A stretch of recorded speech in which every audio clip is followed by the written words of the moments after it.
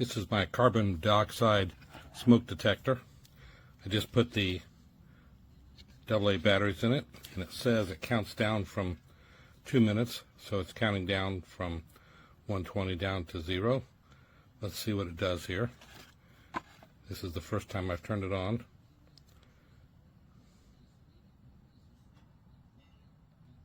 Now that it counted down, I press the test, and it tells me the CO count, and then it tells me,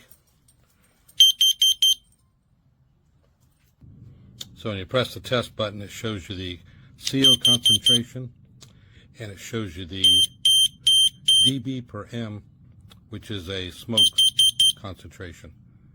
It's going to blink green every 1 minute, and I put low batteries in it because I wanted to see the low battery indicator, but evidently my low batteries aren't low enough for it to turn the low indicator on, so it looks like it runs the batteries down pretty good, which is nice. It means you won't be changing batteries that are still good.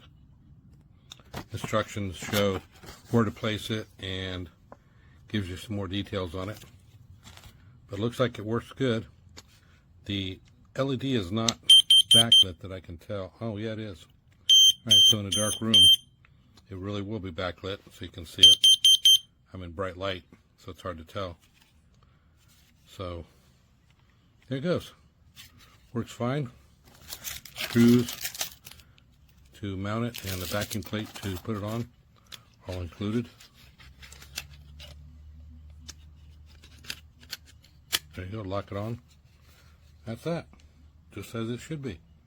No surprises, just as expected.